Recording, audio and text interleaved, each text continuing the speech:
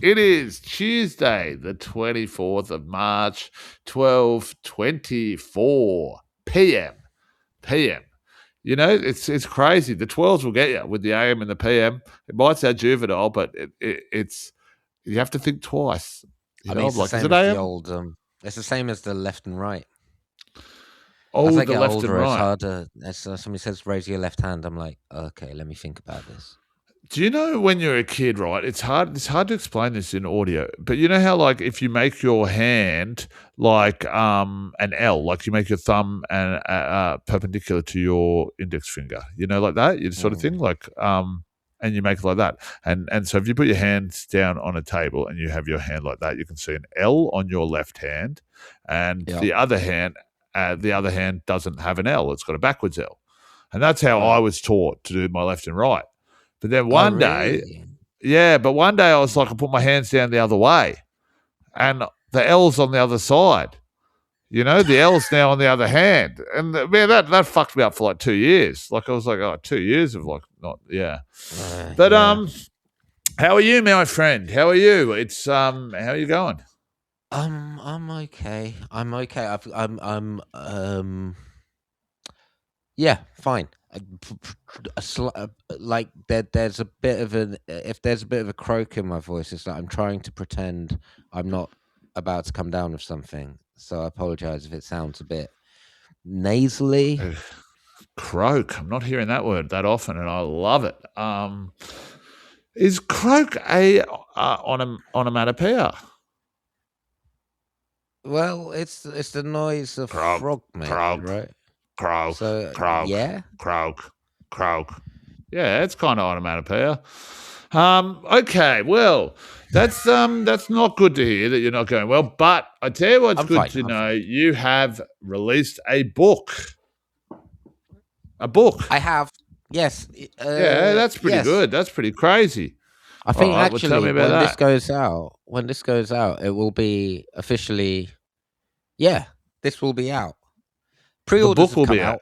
out. Yeah, look, there it is. I mean, this Oh, there doesn't it work is. on I a. mean, that doesn't work on the No, I'm just on showing. the. I'm just showing Ray. So I see it. I see the evidence. Take my word, the book exists. And This so, is. where can you get this book from? I feel like you should be. Well, you could get it from Rough Trade Books website, and also hopefully all good bookshops. Um, Well, not the yes. No, ones. put it that way. All good Not, bookshops. Because if they but don't have not it, the. they're not a good bookshop. You know? They're not a good bookshop. I'm fairly certain it won't be in any of the travel stops. Yeah, yeah. So don't What about the if you deem a motorway WH Smith's a good bookshop, it is not. Well, what about this for a bit of a promotional idea I've got for you, right? I've had this idea for a while, right? Sort of like Charlie and Chocolate Factory ideas and stuff like that. I always like that stuff. You put a fiver Yep. in every 10th book. Just put a $5 note, £5 note in every 10th book. Okay. And so people out there, they'll buy a couple of books. They'll be like, got to get that fiver. There's only one.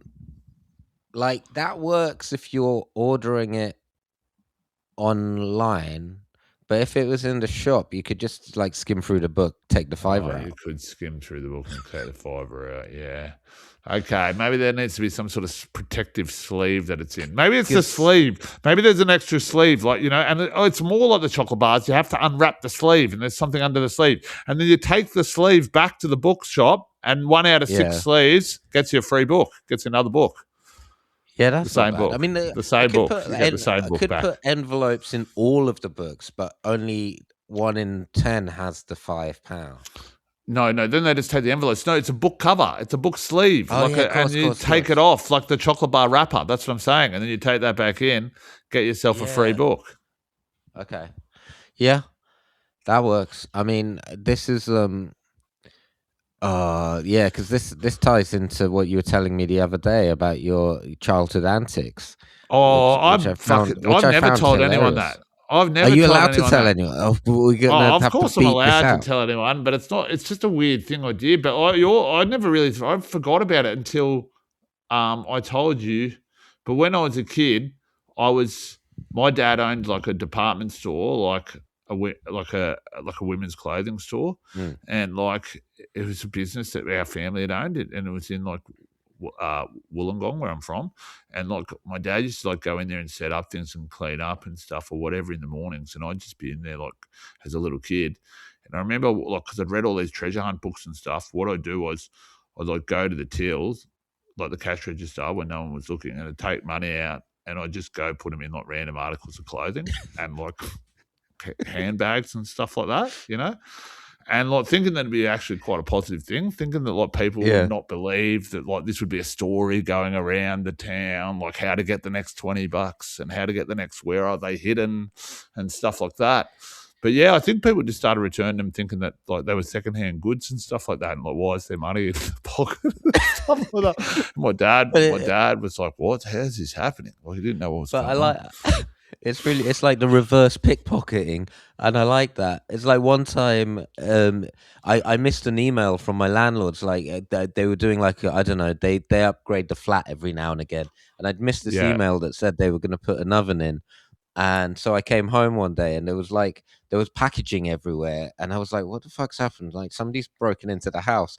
And then I look and the oven's really shiny. And I'm like, I don't understand what's happening. It's like somebody's come in and put an oven in the flat, taken the old one out.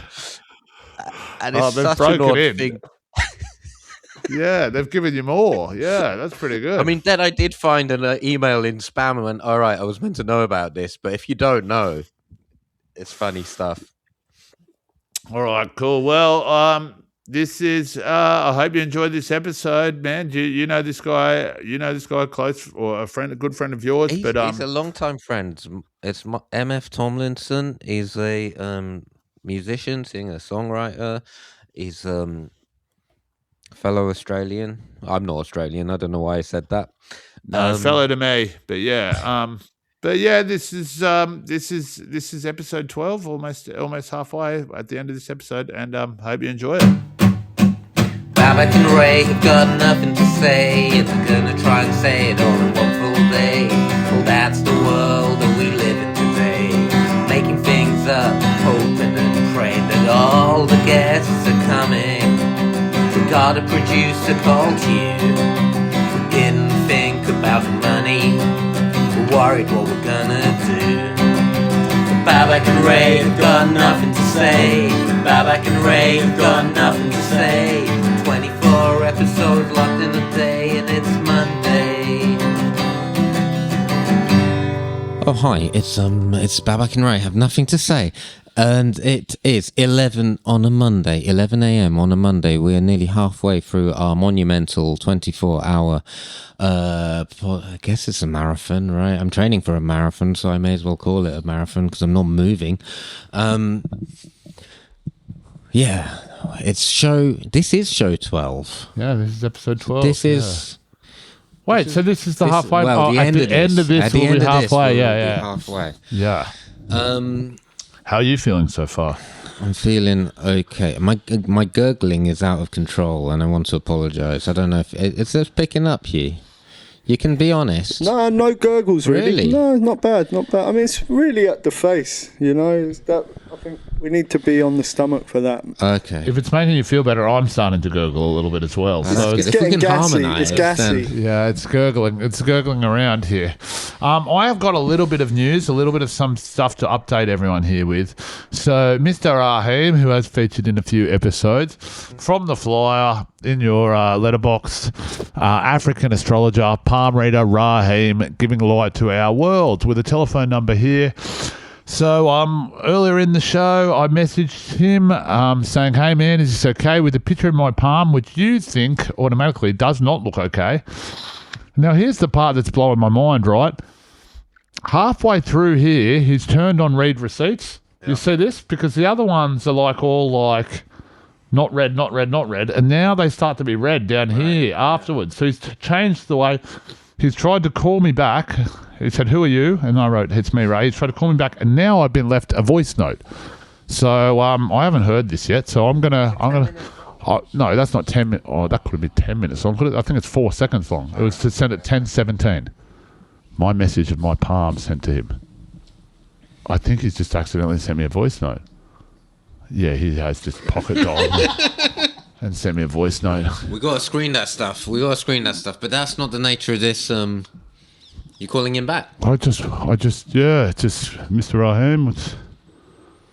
I could tell that because it doesn't have any. Yeah, sorry, it doesn't have any sound lines. But we have got correspondence from Mr. Raheem, and yeah. Well, he's reaching out. Maybe I should reply. He wants to help. I'm going to reply right now. I'm going to reply saying, okay. You're at work. Hey, I'm quite busy at work. But was interested in having my palm read. And having my palm read. Thanks. Okay. So the seeds have been planted, and I shall get a response from Mr. Raheem, I guess, coming up and later in the series. Yeah, I mean, I wonder what he thinks, because the initial message was sent at 4:30. Yeah. So he must think it's an emergency. It's an emergency. The palm reading world. So who sends a picture at 4:30? Oh my gosh. He's replied, hasn't he? He's replied saying, okay, how did you get my number? Okay, I'll send him a picture of Mr. Raheem, the Mr. Raheem flyer. He is replying very quickly.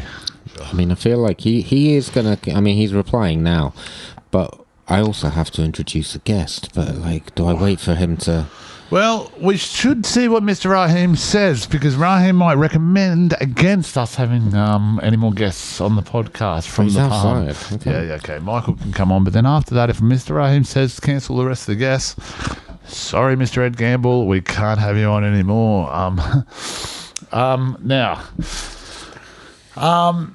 So apart from that, how's the body feeling? I'm feeling it in my neck. I'm getting a very sore neck now. Like I've been driving around too long, in the car or whatever, or not. Yeah, I can't drive. But like, it feels like I've been on a computer for too long or something like that. My neck is in a lot of pain, but we're getting through it. I'm getting through it. But every time I think of that, I also worry about Hugh, because he's also getting through it. Hugh He's is doing an incredible job. Hugh is doing an incredible job. How are you feeling, man? I'm alright. It's happening. I'm happy it's happening. Hugh might go for another Sounds power like the nap. company motto or something. It's like the company statement. It's happening. I'm happy. It's happening. Can I comment from an audio perspective? The mic, the producer mic, is the Duff mic. We rented these mics, and there were some mix-ups. Could you maybe, Ray, describe the place you got them from? I got these from, it was an address. I was sent to a business address, and then I got there and I thought I've got the wrong address here, because it was a residential area, a residential street. There was a house, and I knocked, I pressed the doorbell, and a guy answered the door. It was Mr. Raheem. Mr. Raheem. And he said, show me your palms. And I showed him my palms, and he said, okay, booking 349414. And then went back in and got the stuff and came back out. No, but the guy just opened the door and he said, what's your booking number? No questions, nothing else. I just gave him the booking number. I maybe said hello. Like, I can't remember. It's just very... Then he shuts the door, then came back out with 2 briefcases. And I said, is that it? And he goes, yep, thank you. And I just walked off with the 2 cases. So that was the experience of picking up this equipment, yeah. It was brisk and affordable, but, with some drawbacks. Well, I should bring out our guest, Ray. He's standing behind that door. This is one of the guests. This is one of your friends. He's a friend of mine, yeah. And you've known him for a long time? Yeah, he's a musician from Australia. He moved to London. My brother used to play drums in his band before, and he's just got an album out. I never remember the title, so it's like I just looked at that. Die to Wake Up from a Dream. He's very good energy. He's good 11 o'clock. Well, in my shirt changes, none of these have been tailored for anyone else, but 24 shirts. You've got a lot of clothes and a lot of merch, as you would say in other things. So I feel like you would have this pretty easily, but I didn't I'm scraping the bottom of the barrel for all my clothing to get every bit of clothing, and this football jersey was one of them, and I thought I'll wear it for this episode with this guest. I'm sure it will be appreciated. I don't even know if it'll be noticed. Yeah, I don't know. We can see. I think he's got croissants for you, and more croissants. Yeah. Bloody sweet. Some of these guests. This will go well with my ginseng energy. So it's MF Tomlinson, and shall we bring him out? Yeah, let's do it.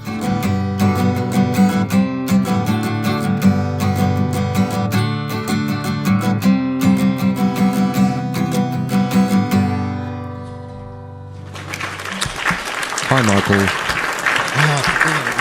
And it's like, Dylan, hey, we can talk over the applause. Thanks for coming down. Oh yeah, thanks for having me. It's you haven't met Ray before, Ray? No. Oh, nice to meet Ray. you. Yeah, no, but I'm a fan. I love your comedy, and I was actually I was thinking just when I was just outside, I should have like Nardward, like I've like love everything on your Instagram and stuff. Oh, but I should have been like when you were 7 years old, that like that would have been. But then I thought that would actually be unconscionable to men who are literally going to talk for 24 hours, and at the slightest thing could totally break your brains, I imagine, at this point. They're kind of broken, I'd say, a little bit. Mine is a little bit broken. I keep getting words wrong. How are you feeling in your brain at this point? I can't tell. I feel like I've been doing the same thing. I keep thinking I should say something else, but like maybe there's a limit that's hit, and that's I feel like it's a bit of a fever dream. Have you? How often do you fly back to Australia, Michael? Or do you? Like about once a year. So yeah, I'm responsible for like a fair bit of the ice caps melting. But you'll do the 22-hour, the 24-hour, whatever transition. And I think that, like, if you think about that too much beforehand, it's obviously quite anxious. So you can get quite anxious. Yeah. But then you finish it, and it's just over each time. Like, you're like, I wish I could watch the 4th Hunger Games film. But it's I only got to watch 3. It's a fever dream. Like, it's just all sort of over, and you're just like, oh, well, the flight's over. So I was sort of feeling like that.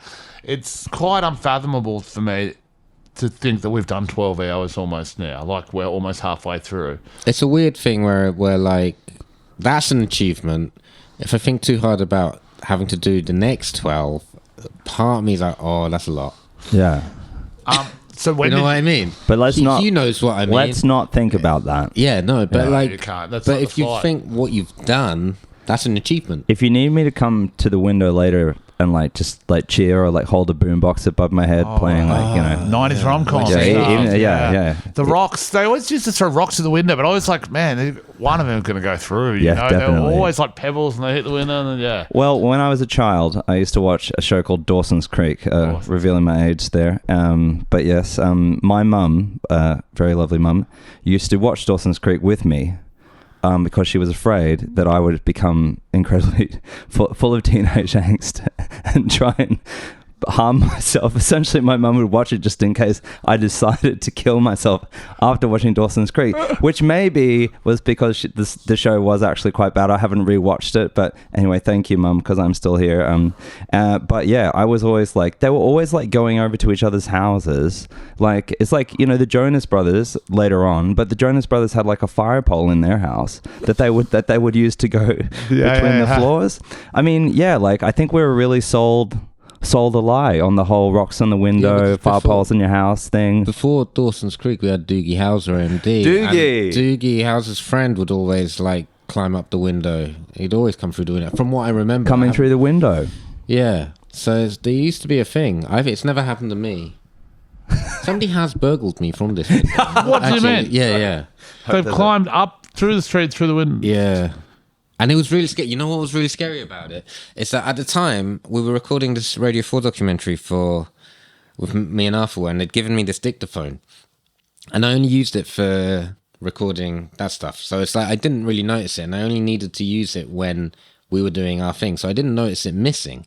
And then I had this like cheap tablet as well.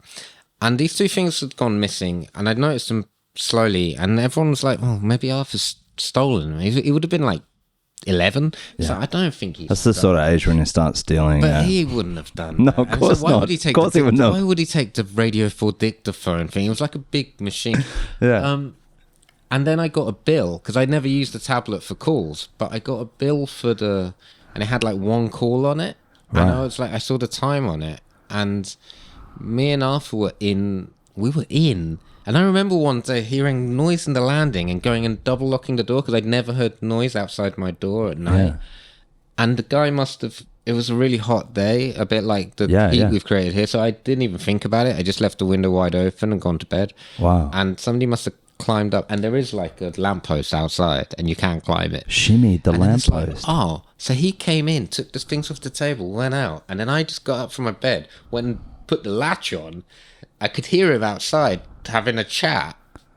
On I only realised your 3 weeks later. calling someone directly on the So I tablet. take back what I said. It does happen. They do climb the windows. In my sort They of just don't say hello. in my sort of like vision of it though, you'd be on your bed like drawing or finishing your homework when the burglar came up, and then it'd be like, "How was your day?" And then it'd be like, "I just don't know about school." I mean, if he was like in the corridor and I got up, I wouldn't know what to do. You'd be like, "Mate, It would have been and cup of coffee." yeah. I'm sorry you got burgled, man. Oh, That it's all sucks. right. It's weird because there's two things. One of them I didn't own, and the other thing I didn't want. Ideal. I've never been robbed in my life, both physically or like any. And so I have a weird, a naive like. It's not that I'm carefree, but I'm a bit more relaxed about my safety and security than I should be when I hear things like this. Well, I was naive, as I say. I had this I used to just have the window open because it was really hot, and I thought, why? Because kind of feel like I'm on stage because we're on the corner, Yeah, sure. and so you think no one's going to attempt to climb in. Yeah. But then my friend Ollie, he once locked himself out here when he was staying, and he did, and no one stopped him. And it's like it was fine because I knew. But it turns out if you do things with confidence, you Do it with confidence. That's the moral here, listeners. and if you're climbing up a lamppost, you kind of have to do it. If you don't do it with confidence, you may fail. Michael, have you been burglarized before? Yeah, touch wood. Have not been burglarized. No. So yeah. So you guys have been chatting for 12 hours. We have been chatting for 12 hours. We've got another 12 to go. That's amazing. This pan of chocolate has been a very welcome. I'm very grateful for this as a present. Yeah, thank you very much. It's a pan of shock. It's from E5 Bakery. Very good bakery. E5 Bakery. I used to work there for a long time. Lovely people. Oh, so you don't mind the early morning rise, or you hate it? Well, no, yeah. I definitely it definitely broke me on mornings. Like, I'm fine with mornings now. And that was good because, like, as a sort of musician, I would always, like, sleep in. And then when I started working at the bakery, then I would still go to bed at exactly the same time. Of course. And then still wake up at whatever, just in time to be like 15, 20 minutes late for my shift. But now I'm a dad, like a new dad. And actually this life of having absolutely no sleep pattern or routine has prepared me perfectly for the of course, for the zero sleep of the newborn phase. How's that going? The zero sleep. It's great. No, I mean, like, there's like, I think that's the mental. I mean, there's a lot of things like, the like, it's very much out of the frying pan into the fire in terms of like, women give birth and then, if they're breastfeeding, they breastfeed. That's like, you've had the most intense physical test of your life. Now here's the most intense mental stress where like a worm like being will bite your nipples in the middle of the night. And there's all these crazy facts like, like you produce the most milk between 1 and 4 a.m. Like, there's so many things where it's like, God, if you're up there, why did you choose for that to be the time? What about like mid-afternoon? That'd be a better time to produce all the milk. But no, it's been amazing. So wonderful. And whereabouts in Australia, if I'm can I ask? From Brisbane. Ah, How about you? I'm from Sydney. From Wollongong. Yeah. From So I've one time I was I got a few for the listeners of this podcast, if you're not from Australia, you may not know this, but Brisbane is often considered by the good residents of Sydney and Melbourne to be a backwater full of inbred rednecks. And where would you comparatively compare it? What would you give it? Could you give it a UK equivalent or an England equivalent? Like, I don't know. London looks. No, at, there is no real like, because like there's lots of different things. Like, what's the difference between like a bogan and like, you know, say like a chav, which are, you know, both words that you shouldn't really use. Like they're culturally specific words. One, I think bogan kept one time someone defined the word bogan as a glorious lack of sophistication, which I think is that can be positive. But anyway, I don't know what the place would be. What do you think?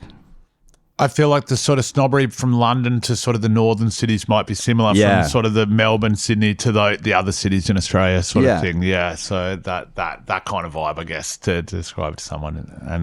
And so one time, so thanks for your measured reaction. You're a true professional.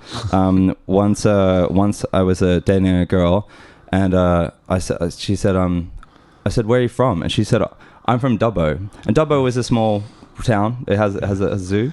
Yeah, and Brisbane is the third largest city in Australia. It has the same metropolitan area as Manchester, third most populous city. And so I said, where are you from? I said, Dubbo. She said, Dubbo. I said, oh, cool, Dubbo, amazing. Have a zoo. And she said, where are you from? And I said, Brisbane. And she went, oh. Another time I was making coffee, and this guy... One of the things about being from Brisbane is that sometimes people are like, you're very, you're a bogan, but whilst being on a Hulk, the Incredible Hulk level of bogan, like Godzilla bogan level, and just being like, oh, you must be a real sort of like, you don't have two brain cells spraying together. Anyway, so I was making coffee, and this guy was standing all the way across the room, and this bloke, I need to move away from the mic.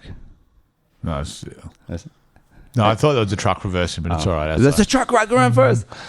And he went like this. I was making coffee, it's like, flat white for Rachel, like that. Anyway, this guy went,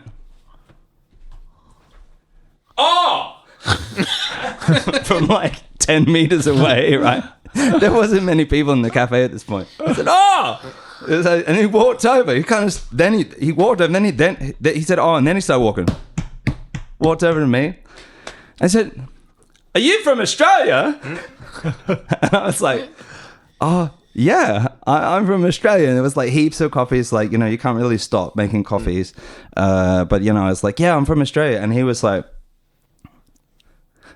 and then he was like, "Where are you from?" Like at that level. Because the reason that Australian people talk very loudly is because we live in like detached houses, and essentially like you can talk way louder. Like if you just yelled all the time, that's one thing that people say about Australian people. They talk louder. It's because what? Yeah, that's why. That's my theory anyway. And I discovered this when my brother had this game. He came to visit me, and he had this game where he had a lime, and he would throw it over his shoulder and then catch it between his legs. And to do that, you have to throw yourself on the floor. And it was just this big learning curve that like the downstairs neighbors really hated that game. And that's when I kind of realized that, the kind of the more like less dense populous cities mean you can just yell all the time and play the lime game. Anyway, so the guy has come over and he said, "Are you from Australia?" super loudly, and he's looking directly at me and making eye contact and said, "Where are you from?" And I know this is going to go bad, and I'm just like, "I'm from Brisbane." And then he goes, "Oh, I'm from Melbourne. I was hoping you would be from Melbourne." And then he turned around and walked back over to the corner of the room and didn't talk to me anymore and just waited for his coffee and then just left. It was honestly like one of the most like, no, because no one tells you that when you're from Brisbane that people think this about you. Why? You just go in there. Why? I don't know. It's just like, I feel like maybe I can't speak for the sort of music generation, but certainly from the comedy generation and my generation from Queensland, from Brisbane. It is how Michael is describing. But what happened there, and that's where like Sam Campbell's from, and a really good generation of Australian comedians are from there now at the moment.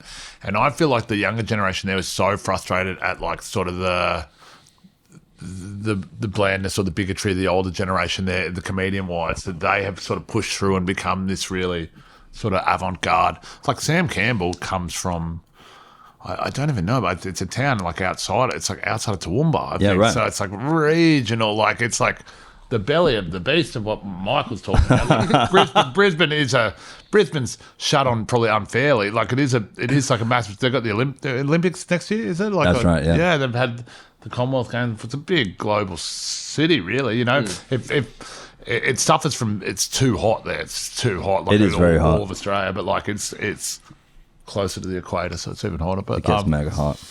but yeah, like I feel like so I don't know if this is happening everywhere, but I feel like that sort of attitude towards Brisbane was sort of a bit outdated, like 20 years or so, and then the younger generations are sort of coming through. More people are moving to super Brisbane and stuff, super- yeah. And Brisbane is a great city. It's just I just think it's really funny that like in the end, like you know, like the rivalry between Sydney and Melbourne is also hilarious. Like, because when you come to like London and like or like to another city, and you're like, yeah, we're all kind of Australians, and you know, even if like you know, which is better, Sydney or Melbourne? I mean, they're both amazing, and like you know, Brisbane's amazing, and everything's great. So I just love just lolling about these hilarious moments. When I realized that people.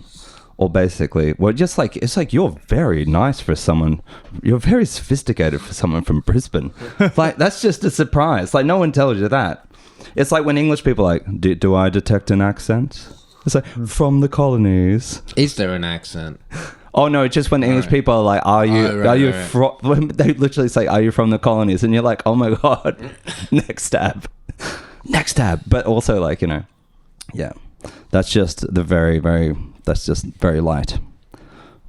I'm keeping it light. We can know, but how did you two meet? We met. My brother used to play drums in Michael's band when he moved. Our band, yeah. And well, the first time I met Max, Babak's brother, he was like, he just came into this mixing studio and was just like, he kind of like, yeah, Max is. I mean, he just came in and kind of was like, oh yeah, I want to play drums with you, and and just made a lot of things happen. It was kind of magical meeting him. It's one of those things when you move to a city and you meet like someone who's just like, just brilliant, you know? Yeah, nice. Yeah. Oh, that's cool. And then obviously met Babak, and yeah, I mean, what a world to be welcomed into. All these years later, to live just 2 streets over at the Heartbreak Hotel. Is that what you called it? That's what Max called it. Oh, really? Yeah, he called it the Heartbreak Hotel. No, I didn't know that. Your house where you lived at? I guess so. I guess Max was going through a breakup for some of that time, and he does tend to sort of he's got this he's got a like a slightly melodramatic sort of he's listening to this. Like yeah, so he would you know for a bit of a laugh would have called the Heartbreak Hotel. Heartbreak Hotel. It's just Tottenham Road. Oh god, I've done it again. I was just giving out my address. It's like your act, but I don't live there anymore. But yeah, we used to have like our neighbour got like chickens as well, so we had chickens. And they were very intelligent chickens. I once like opened my bathroom and there's a chicken in there. It's like that kind of weird. It was an interesting house, and weirdly, like it's like what I've lived here for like 8-9 years, and I barely ever walked past it. It's weird how when you move 2 streets down and you just don't need to go past. It's almost weird to do it. Yeah. It's like, but yeah, it's not that far away. We're still in a bubble. We're still in this little bubble. Well done, you did it. You stuck around the neighborhood. Yeah, it's hard to stick around the neighborhood. It's hard to stick around. Yeah. While doing this. I love it. It's amazing. But you stuck around as well because you're still making music. You're still releasing music. That's right. It's there's a gig coming up. That's right. Hang on. I know we're filming. What do we think about the fact that podcasts were radio shows? Like podcasts are like radio shows, and now we're filming them so they're TV shows. No, they're TV shows. What do you think about that? I mean, this is coming from someone that's making a podcast. I'm not loving it, but I think we're at the beginning of an era of like a new medium that it's like growing and evolving, much like TikTok and stuff like that. And I think that whilst there's some cool things happening there, I don't think it's great yet, but I think good stuff is on the But horizon. I feel confused because the good stuff is surely that the production value on the video gets better, and then it goes full circle, and you're just doing talk shows. Then it becomes. It's like but because it's the writing's not great. It's like you can watch The Sopranos. It is a talk you show. Can watch a HBO. It's a talk show. yeah, kind it of, feels isn't like Yeah. a talk show. but with no money, like no budget compared to. So that's what I'm saying. So we've gone.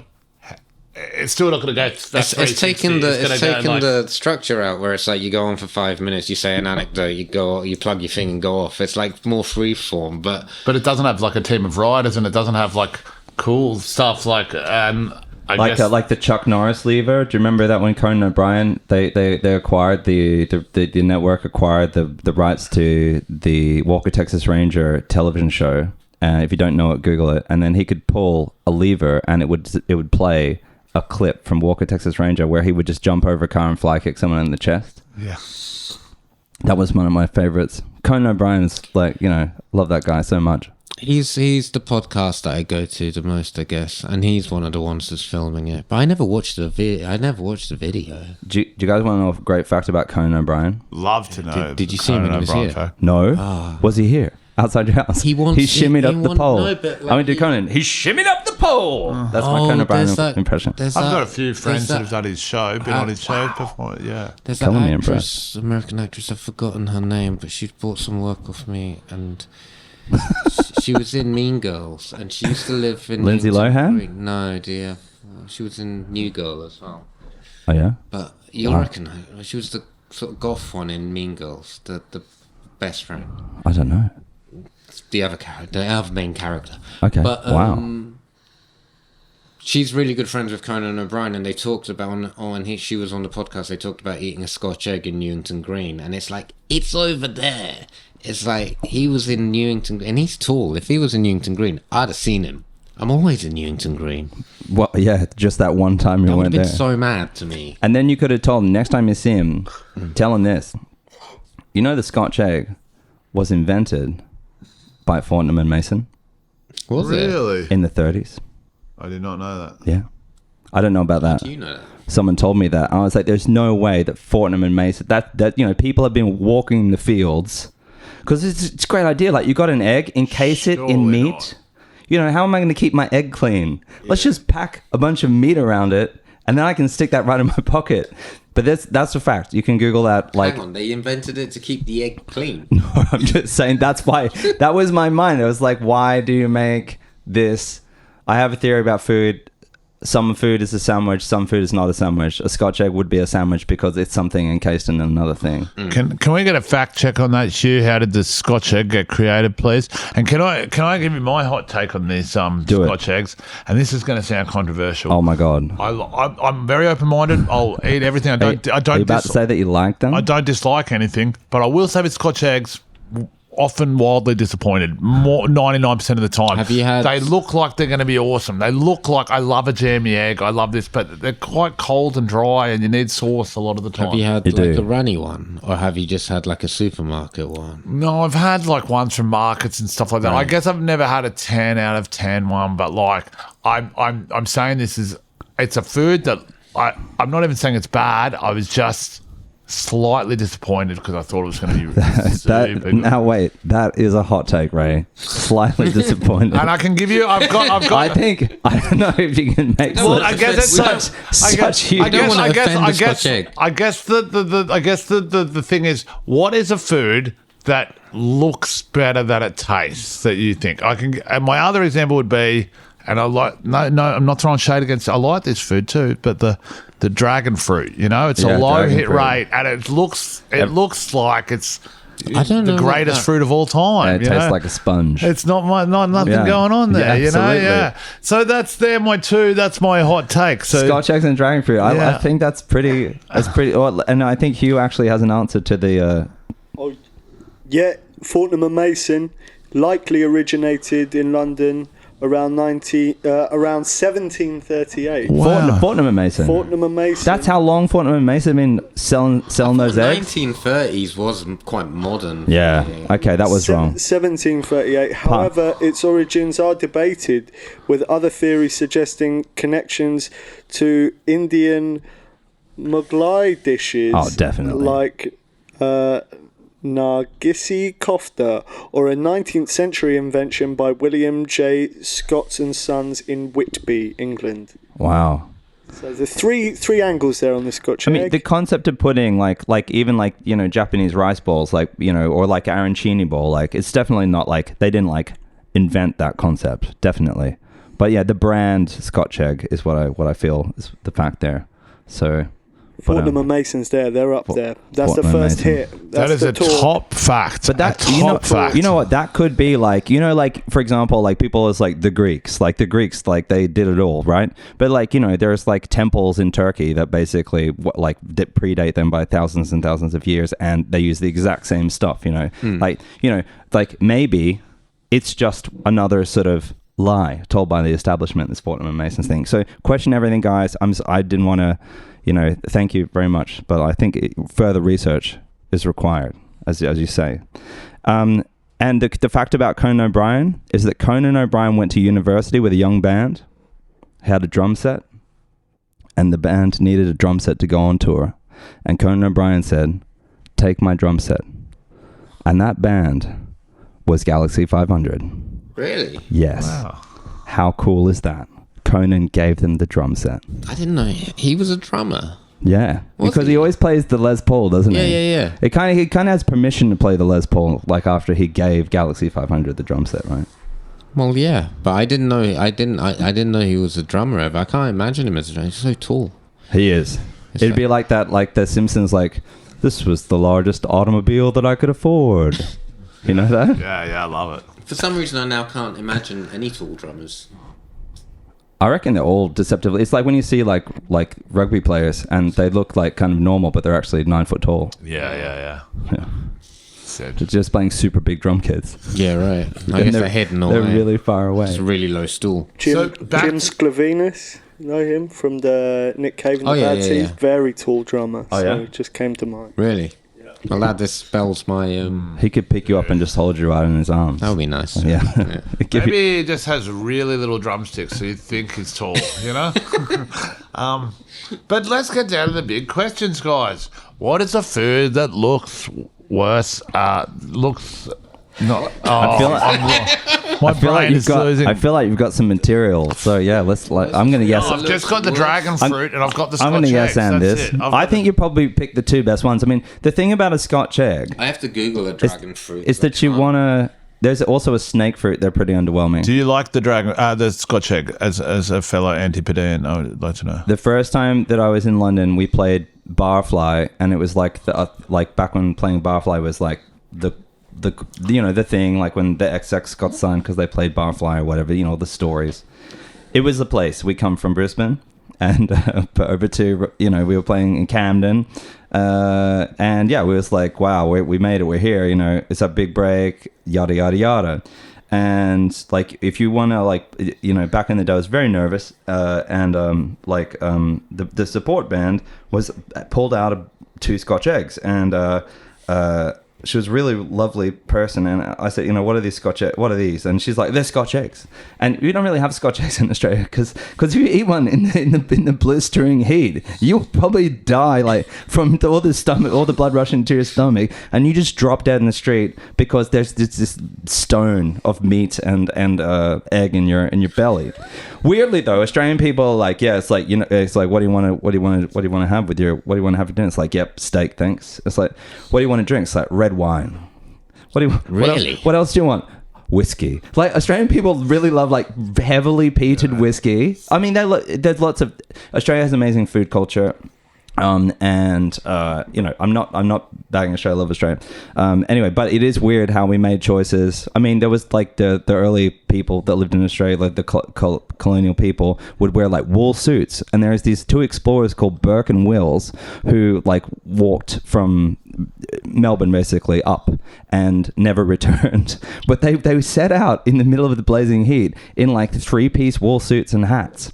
So anyway, we don't have Scotch eggs in Australia for some reason, even though we love wearing wool suits and drinking red wine in 45-degree heat. But I saw the Scotch egg, and then I was like, that looks... I don't know what that is. And she's like, it's a Scotch egg. If you've never had one, you have to try one. And I was like, I'm okay, thanks. Because I was about to play a gig, and if you eat a Scotch egg, you're just gonna be like, there is a fucking like bag of sand. Like I've just eaten like a bunch of like rocks. So I don't even know. Like they're like a hedgehog or like some sort of. It takes all your energy. Yeah, it's like anyway. So I was like, no, thank you.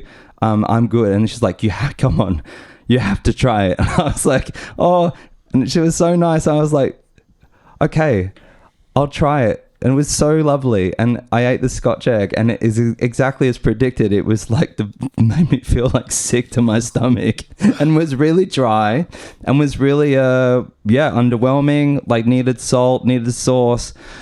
Scotch eggs are getting a battering in this episode. But let me I didn't tell see you, this coming. let me tell you, that's exactly what a Scotch egg should do. Now, it can be tasty and it can be whatever, but on the road, I'll get a Scotch egg in the morning. That'll sort me out all the way till dinner. I can even skip dinner with a Scotch egg. Really? It's a superfood.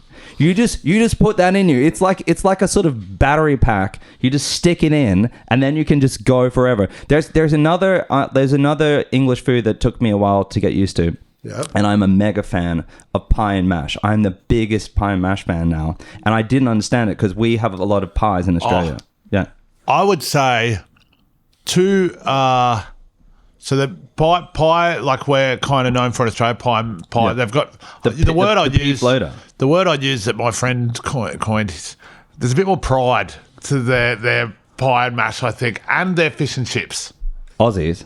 There's more pride to it. Like the way it's set out, the trimmings you get, like it's sort of, you can get a good one, but you don't know what you're getting. The standard's not there, where it's the standard is the pride in making it's there. Now I do see that. No, first of all, totally agree with the pride, and there's a special cultural place, and you do sometimes the quality does vary. And if you compare it to like Pie Face or like Café de Wheels or whatever like that, you've got a very different thing. And at first you might think, okay, this is a bit more juicy, flavoursome, more sumptuous. That's like the classic Sydney pie. But there's one thing that you got to know about pie and mash in the UK, where you got the liquor sauce, right? Is that what you need to add is buckets of vinegar and white pepper or black pepper, but you just need to add so much, an unbelievable quantity of pepper, and it is the best. It is so good. Like I definitely hands down prefer an English pie and mash to Aussie pie and mash these days. Wow. Yeah. So I don't think I've been to like a proper pie and mash shop. Maureen's Which one's that? in Chris Street down in Poplar. Oh, you're popular. It's amazing. Right. No? Are you a Manzies? Yeah, Manzi, South London for pie and mash. Really? I've heard of Manzies. I love Manzies too. It's just I live close to Maureen, so that's why I prefer it. You eat the eels as well. I don't mind an eel. Again, vinegar. That's once you put the vinegar on, the chili vinegar and all. Oh, yeah. That's good. that's when you get. So that's the thing that sometimes we don't know as Australians, is that basically you need to add the vinegar and the pepper. And that's why people used to sail around the Horn of Africa to get pepper from Sri Lanka. Really? Yes. It used to take 10 years to get pepper back. Wow. Yeah. But people love pepper that much. I mean, some foods are just Until they discover the trade winds. That's right. And I mean, pepper isn't the sauce, but my brain has made it unable for me to work out what condiment. is it a spice? Condiments. I guess. I don't know. I think pepper's a I spice. shouldn't be asked questions anymore. Oh, no, maybe it's seasoning. It's seasoning. Yeah. Well, is seasoning not an umbrella term for spices? I think that seasoning would refer to salt and pepper, and then spices would refer to all. No, then there'd be herbs, and then there'd be spices. Yeah. Guess so. He's kinda right. Guess so. I guess so. But like, let me just throw something in But there. if you season, You're putting it on a spice rack, so spice might be the umbrella term. Yeah, it could They're be. all going on the spice rack. Maybe seasoning is the umbrella And then, term. well, that's what I thought originally. I thought like, because you'd be like, aren't you going to season the chicken? Aren't you going to season the fish? And that includes salt and pepper. That includes everything, the seasoning. It does. You're going from. So I would think season is the umbrella term, and I think spices would refer to anything but salt and pepper. And then I feel like we're just discovering something that people know. Yeah, And there is absolutely no way to Google this. So I think that's the No, only. it's good. I like it because I've never thought about it. And suddenly I'm like, oh yeah, the herbs, they're all different. Okay. This is the human's place, like finding things that are too inane for Google to Google AI to answer. It's like we're really. Has anyone done the top 10 Maldon salts yet? No, the salt's the big one now. Everyone's on the, you got to get the good salts. Oh, yeah. Yeah. But what's the big one? The Celtic salt, the Celtic salt or Celtic salt? I don't know. Yeah. I don't know. It's like meant to be like it's. Is it this better? salt's good for you. No, Got it's more like minerals? 50 million. It's like it's a different ballpark of good for you, apparently. Wow. And so it's like, this new salt is like, yeah. I'm not like, I don't know enough about it to speak with authority, but I know that it's like there's been a boom in the salt world where it's like you got to get the Himalayan salt, you got to get this salt, that, and then this Celtic salt is like, meant to be quite life changing or whatever. You do need salt for your body to hold together, Otherwise, it's like X-Men. When that guy like turns into water, turns into a fish. It's like that. I didn't know that. I thought I was meant to avoid salt. Oh, I guess you're meant to have like just the right amount of salt. It's in there, isn't it? It's around. You don't add it. And how long? So how long have you lived here for then? 15 years. Wow. Yeah. Wow. Cool. Yeah, I know. It's pretty wild. It's been a great 15 years for the UK. Been like a lot of good things, like Brexit. What else? There's been several wars. Oh, it's getting I feel better. like it's my fault. And then, it's all happened after you arrived. I really here. feel. Wow. I do feel partially. I don't know. Fair for a Join the long dots. portion of that, it didn't happen. That's true. It's not like it happened straight away. No, it wasn't like straight away. But yeah, it could have been A like. lot closer to when Ray showed. Ray showed up for COVID. It feels like shit started going Wow. downhill for England after Brexit. Like, I'm not saying Brexit, but from my point of I think view. you can say it. I think you can. pretty safely can say it. But like, I don't know. Trump, but I'm Trump's sure. not going to come and kick us off air. No, but I'm sure bad stuff was happening beforehand. But I guess, like, for me from Australia, there was like put the spotlight on, like, and then you've got like terrorist activities start happening.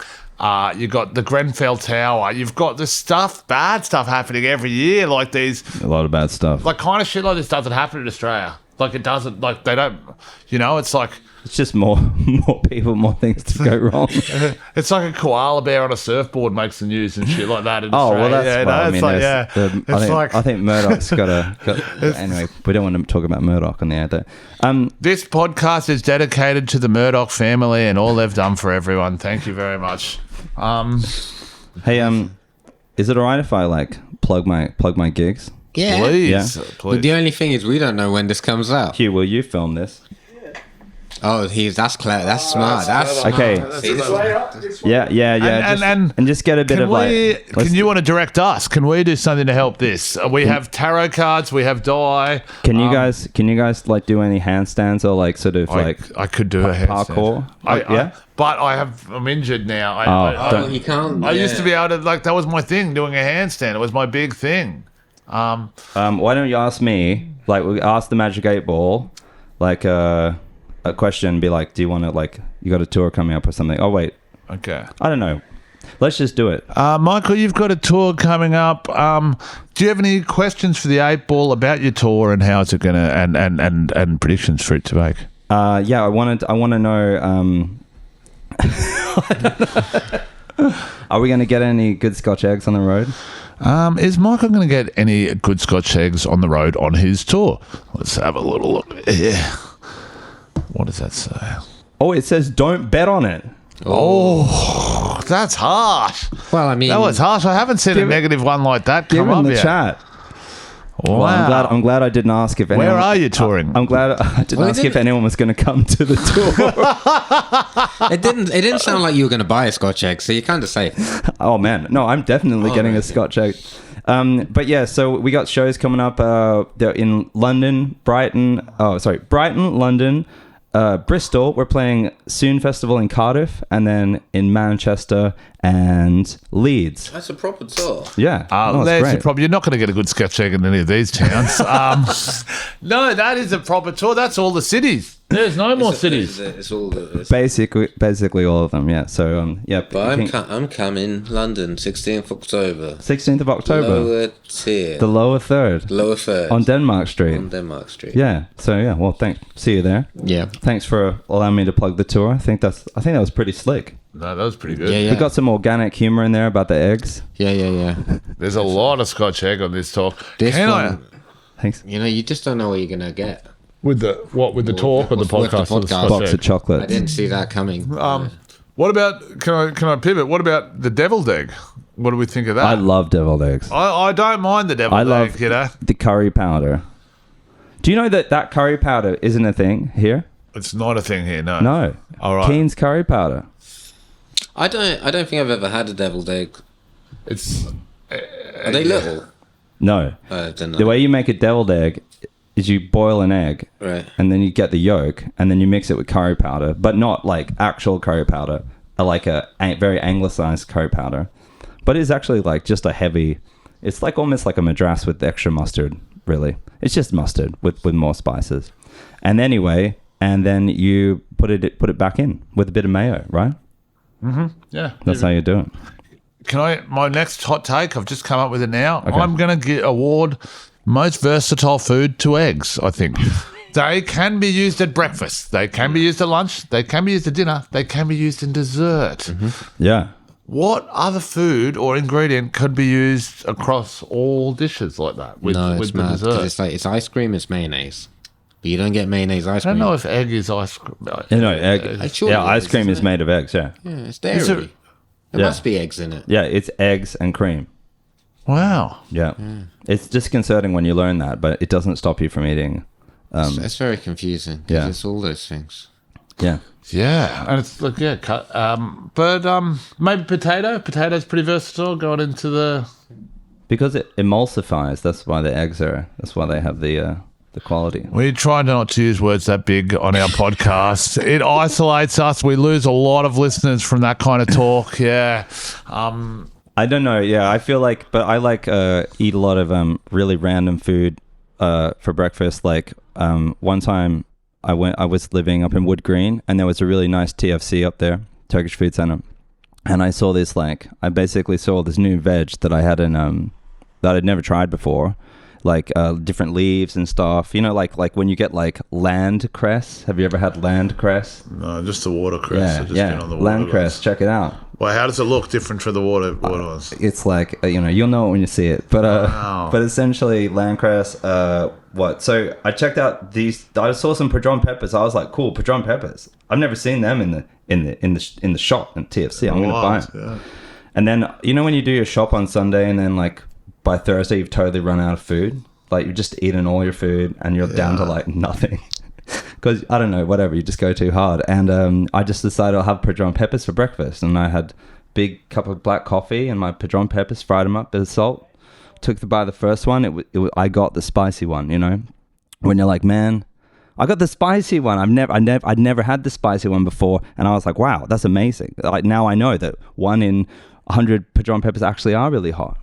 Except the next one was also really spicy, and it was so spicy that I was crying. When you make food too hot, I love spice, so I make food that's way too hot for me when it's just me and I've no one else to consider, no one else's safety. I just make this food and I just sit there weeping into a bowl of something. I do this. Why do we do that though? I don't understand why I do it. Like, I'll eat because my dad used to do it, so I'll eat the fingered chilies just raw. Yeah, off a yeah, carrot. absolutely. And there'll be like 8, 9 of them because I just eat them along. But it can get painful. Very painful. I feel like it's masochistic. I feel like the world's new obsession with chili is a little bit masochistic. It's a bit like I need to feel something a little bit. No, well, chili is actually related to I the do whatever. need to feel something. But yeah, exactly. You want to feel, but there is like a dopamine release that's associated with chilies. There's also like all this different stuff with like how much acid you want like in your gut, which can lead you to put like buckets of Tabasco on things. So there's an acid component of it too.